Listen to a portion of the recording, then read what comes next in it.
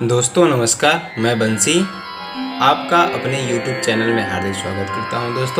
दोस्तों आज मैं आपको सुनाने वाला हूं एक ऐसी कहानी जो कि माँ तपस्विनी की कहानी है और वो एकदम सत्य कहानी है। दोस्तों मैं चाहता हूं कि इस कहानी का आप पूरा सार जाने की कारण क्या है कि माँ तपस्विनी को जन्म लेना पड़ा, वो भी माँ तपस्विनी के रूप में।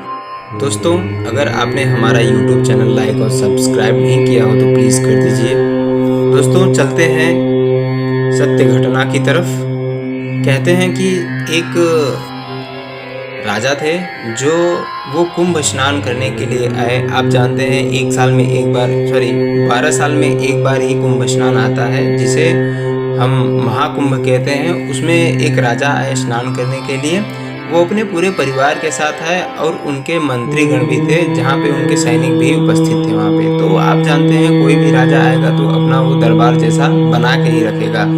तो उन्होंने ऐसा अपना दरबार बनाया था, महल टाइप बनाया था, जिसमें उनका खुद का अंतःपुर था और कई मंत्रीगण थे, कुछ सैनिक भी थे। तो एक दिन की घटना है दोस्तों कि राजा अपने उस मेले का निरीक्षण करने के लिए वहाँ से चले गए। सोचे कि आज मैं निरीक्षण करता हूँ कि इस मेले में कहाँ पर क्या हो रहा है। अपने कुछ सैनिक के साथ चले गए। तो रानी वहाँ पे अंतःपुर में अकेली थी, सोच रही थी कि राजा है भी नहीं, मैं क्या करूँ। तब तक उनके कान में एक भनक पड़ी कि कहीं पे भगवत कथा हो रही है। और भगवत कथा की सार उनके कानों में इतनी अच्छी पड़ी कि वो रह नहीं पाई। वो सोची कि मुझे भगवत कथा सुनना ही है। तो वहाँ से वो बाहर जब निकलने लगी तो वहाँ पे जो सैनिक खड़े थे वो बोले कि महारानी कहाँ जा रही हैं। अपना तो सर झुका के बोली कि महारानी कहाँ जा रही हैं आप, राजा तो है नहीं। बोले कि सैनिक मैं जा रही हूँ कथा सुनने के लिए, भगवत कथा हो रही है, मैं वहाँ से आ जाऊँगी, थोड़ी देर में ही आ जाऊँगी मैं। तो कुछ सैनिक उनके साथ गए और वहाँ पे वो सुबह से लेके शाम तक कथा सुनी और कथा सुन के आ गई अपने महल में। उसके कुछ देर बाद राजा भी आए। तो सभी सैनिक का फर्ज था कि राजा को जो भी हो रहा है सैनिक बताएं। तो उन्होंने रानी के बारे में बताया कि महाराज आज महारानी जी कथा सुनने के लिए गई थी और वहाँ से होके आई हैं, अभी आई हैं। तभी राजा को थोड़ा गुस्सा आया और रानी के पास गए अंतःपुर में और बोले कि रानी आज आप कथा सुनने के लिए गई थी। बोले कि हाँ महाराज मैं गई थी। फिर राजा गुस्सा करते हुए बोले कि रानी आज के बाद आपको घर से बाहर नहीं निकलना है। अगर आपको चलना रहेगा तो आप मुझसे स्वयं बोलिए, मैं आपके साथ चलूँगा, लेकिन आप अकेले कहीं नहीं जाएंगी। आप घर के बाहर तक नहीं निकलेंगी बिना मुझसे पूछे।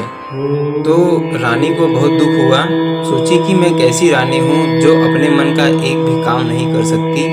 तो इस रानी का मतलब ही क्या निकला। लेकिन रानी के मन में एक चीज चल रहा था कि राम बुलावा भेजिया दिया कबीरा रोय, जो सुख साधु संत में सो बैकुंठ न होय।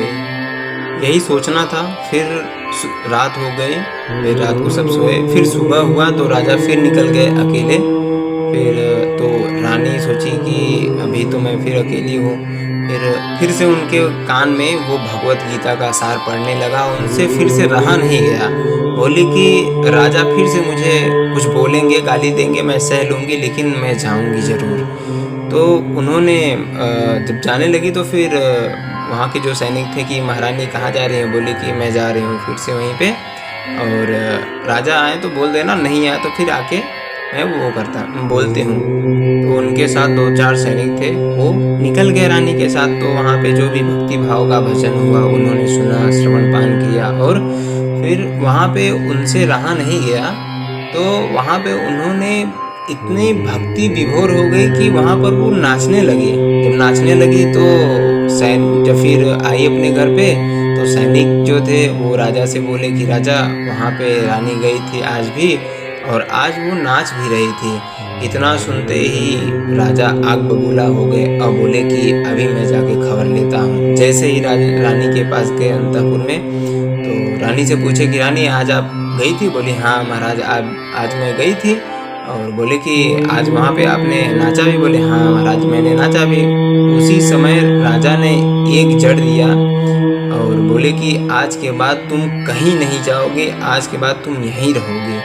तो रानी को बड़ा झटका लगा। बोले कि मैं कैसी रानी हूँ कि जो अपने मन का एक भी काम नहीं कर सकती, जो भी काम करना रहेगा मुझे ही इनसे पूछ के करना रहेगा। अगर मुझे इनसे पूछ के करना रहेगा तो मैं कैसे जाऊंगी।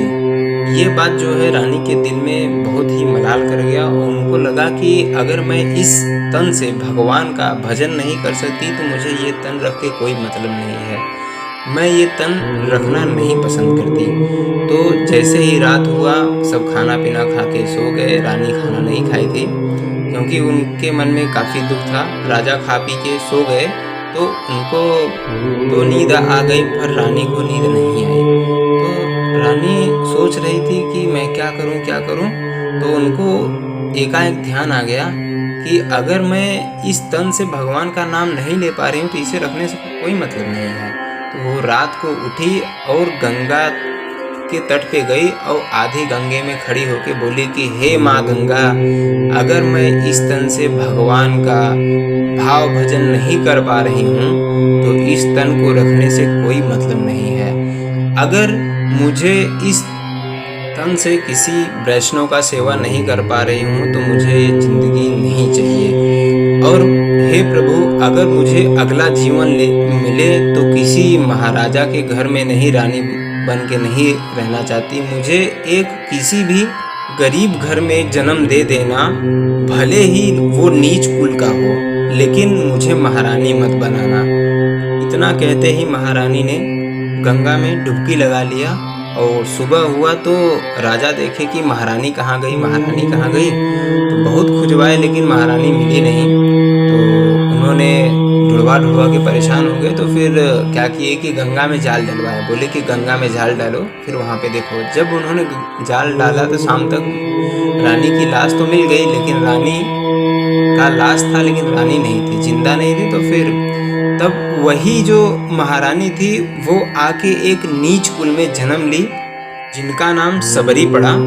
आप जानते हैं सबरी का नाम सबर जाति में पड़ा, इसके लिए उसको सबरी कहते हैं। उनका नाम आज तक कोई नहीं जानता, उनका जाति है सबर, इसलिए उन्हें सब कहते हैं सबरी सबरी। तो सबरी धीरे धीरे बड़ी होने लगी और उनका मन भाव भजन में ज़्यादा लगता था। तो उनके मम्मी पापा ने देखा कि सबरी का भाव भजन में मन ज़्यादा लग रहा है, कहीं ये साधु सन्यासी ना बन जाए, इसका चलो शादी करा देते हैं, जैसे कि इसका मन बढ़ जाएगा तो ये गृहस्थ आश्रम में मन लगा लेगी। तो एक दिन क्या हुआ कि उनके पिताजी उनकी शादी तय कर दिए और उनके मम्मी से बोले कि शादी तय हो गई है। तो उनकी मम्मी ने सबरी को बुलाया कि सबरी बेटी इधर आओ। बोली हाँ माँ। बोली बैठो इधर। बैठा ली और फिर बोली कि एक लकड़ी ली और उनका बाल बनाने लगी। तो बोली कि माँ आज मेरा बाल क्यों बना रही हैं? बोली कि बेटी आज तेरा दूल्हा आने वाला है तुझे ले जाने के लिए। तो सबरी तो बड़ी खुशी हो गई कि आज उनको लगा कि मेरे परमात्मा आने वाले हैं आज मुझे ले जाने के लिए। तो माँ तो दूसरी बात कह रही थी और उनको लग दूसरा रहा था। तो सबरी कुछ कहती उससे पहले माँ बोल पड़ी कि बेटी आज जो तेरे दूल्हा और बाराती आएंगे उनके लिए खान पीन का व्यवस्था हमने कर डाला है। बोले कि क्या व्यवस्था है माँ? बोले कि वो सामने देख रही जो जाली है ना, उसमें कई पशु पक्षी बंद पड़े हैं, वो लोग आएंगे तो फिर इसको काट के इसका भोजन बनाएंगे, इसके मांस का, और उसको उन लोगों को खिलाया जाएगा। ये सुनते ही सबरी बड़े क्रोधों में उठी और बोली माँ छोड़ मुझे छोड़। बोली कि क्या हो गया बेटी? और इतना कह के वो भाग गई। बोली कि अरे बाप रे बाप, इस तन से जितना मैंने पुण्य नहीं किया उससे ज़्यादा तो मैं अभी आपकी भागीदारी हो जाऊंगी। वहाँ से सबरी जी छुड़ा के भागी जंगल की तरफ। पर जंगल की तरफ जाते वक्त उन्होंने देखा कि जो पशु पक्षी पिंजरे में बंद थे वो टकटकी लगा के सेवरी को देख रहे थे। तो सेवरी को सोचा कि अरे ये पक्षी जो हैं ये आज़ाद कर दूं इन लोगों को, तभी मैं जाऊंगी, नहीं तो इन लोगों की मृत्यु करवा देगी मेरी माँ। तो तो फिर उनको गई, उनका गेट खोली और वो लोग सब उड़ गए, अपने अपने आसमान में उड़ गए। और जैसे उन्होंने अपने आप को आज़ाद समझा तो उन्होंने जैसे कि एक हृदय से आशीर्वाद दिया कि हे शबरी, जैसा तुमने मुझे आज़ाद किया है वैसे तुम भी, प्रभु भी तुम्हें आज़ाद करें। इतना करना था शबरी का। शबरी भगी जंगल की तरफ। फिर वहाँ पर जाने के बाद सोची कि अब तो मैं जंगल में आ गई हूँ, यहाँ पे बड़े शेर वगैरह रहते हैं, मुझे खा जाएंगे, अब मैं कहाँ जाऊँ। उसको एक आश्रम दिखा, जो आश्रम था वो मतंग मुनि का आश्रम था। उस आश्रम में गई तो वहाँ के कुछ लोग थे, उनसे बोली कि महाराज मुझे भी इस आश्रम में जगह दे दिया जाए, क्योंकि मैं भी घर से आई हूँ और मैं जंगल में रहना चाहती हूँ और मुझे भगवान को प्राप्त करना है। ये सुनकर उन विप्र बटुओं ने कहा कि हे देवी, आश्रम का कुछ नियम होता है जहाँ पर किसी भी पुत्री या फिर किसी भी लड़की को वहाँ पर आश्रम में रखा नहीं जाता, क्योंकि आश्रम में लड़की के होने से विकार उत्पन्न होता है।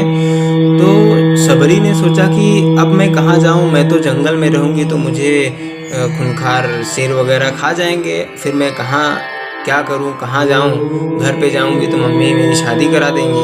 तो इतना सोच के वो दिन बिताने लगी, कैसे भी करके किसी भी वृक्ष पे बैठ के, दिन में वृक्ष पे बैठ जाती, फिर रात को क्या करती कि जंगल से लकड़ी इकट्ठा करके लेके आती, मतंग मुनि के आश्रम में रख के चली जाती। वहाँ पे जो भी फूल वगैरह होते सब रख के चली जाती।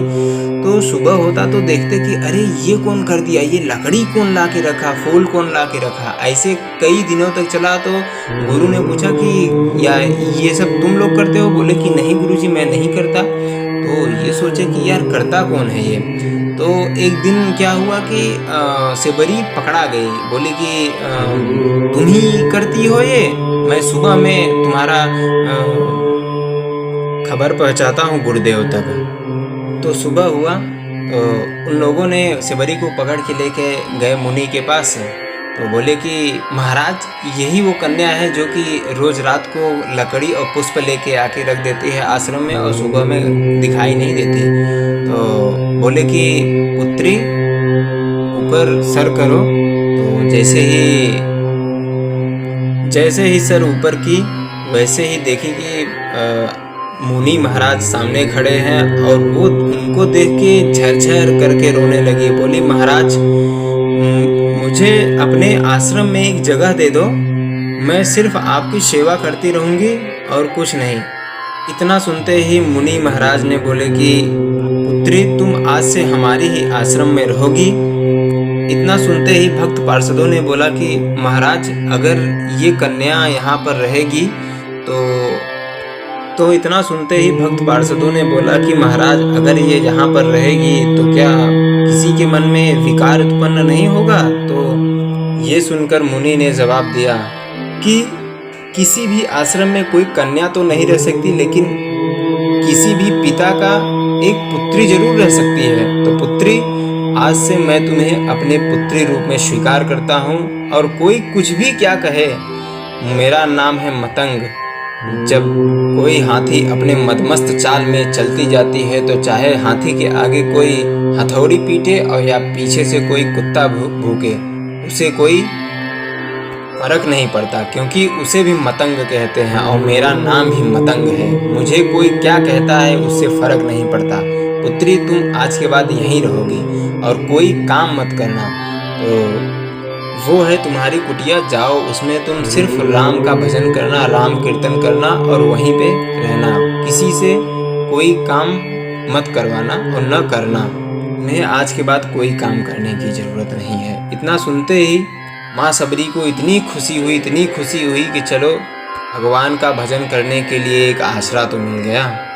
समय बीतता गया। एक दिन ऐसा समय आया कि मतंग मुनि का जो तबीयत थी वो काफ़ी ख़राब हो गई और सभी ने हल्ला लगाई, बोली लगाई कि अरे महाराज जा रहे हैं। तो ये सुन के शबरी ने वहाँ पे दौड़ लगाई, बोली कि महाराज कहाँ जा रहे हैं। तो दौड़ करके महाराज मुनि के पास गई और बोली पिताजी आप कहाँ जा रहे हैं? बोली बेटी वहीं जा रहा हूँ जहाँ एक दिन सबको जाना होता है। पिताजी, एक दिन कहाँ सबको जाना होता है? तो मुनि ने जवाब दिया कि पुत्री, एक दिन भगवान के पास सबको जाना होता है। फिर माँ सबरी ने बोला कि पिताजी फिर कब आना होगा? तो मतंग मुनि बोले कि बेटी, वहाँ से जाने के बाद फिर आना कैसा? वहाँ पर एक बार जो चला जाता है वो यहाँ इस पृथ्वी पे फिर नहीं आता। तो बोली, पिताजी आप चले जाएंगे तो हमें भगवत प्राप्ति कैसे होगी? भगवान का दर्शन कैसे होगा? हम भगवान को कहाँ ढूंढेंगे? तो ये सुन करके मतंग मुनि का हृदय भर आया। बोली, पुत्री, इस पिता का आशीर्वाद है कि तुझे भगवान को ढूंढने कहीं नहीं जाना पड़ेगा। भगवान ढूंढते हुए तुझे यहाँ तक आएंगे। ये एक पिता और गुरु का आशीर्वाद है। पुत्री, तुम यहीं वेट करो और प्रतीक्षा करो, तुम्हें स्वयं भगवान यहाँ पर चल के आएंगे दर्शन देने के लिए, और वही तुम्हें नवधा भक्ति भी प्रदान करेंगे। ये कहते हुए मुनि ने अपना प्राण त्याग दिया। तो भक्तों, कहते हैं कि किसी भी भक्त के ऊपर गुरु की कृपा हो तो उसे भगवत प्राप्ति जरूर होती है और भगवान की भी प्राप्ति करवा देता है। भले मतंग मुनि को भगवान से मुलाकात नहीं हुई थी, लेकिन वो अपने शिष्य को आशीर्वाद दे के गए कि बेटी, मुझे तो दर्शन नहीं हुए, लेकिन मेरा आशीर्वाद है कि तुम्हें दर्शन जरूर होंगे। मेरा मानना है कि आप जहाँ पर भी रहें वहीं पे भगवान का ध्यान करें। भगवान आप तक जरूर चल के आएंगे, भगवान जरूर दर्शन देंगे। दोस्तों, मैं अपनी वाणी को यहीं विराम करता हूँ। अगर आपने हमारा YouTube चैनल लाइक और सब्सक्राइब नहीं किया तो कर लीजिए। धन्यवाद दोस्तों। राधे राधे।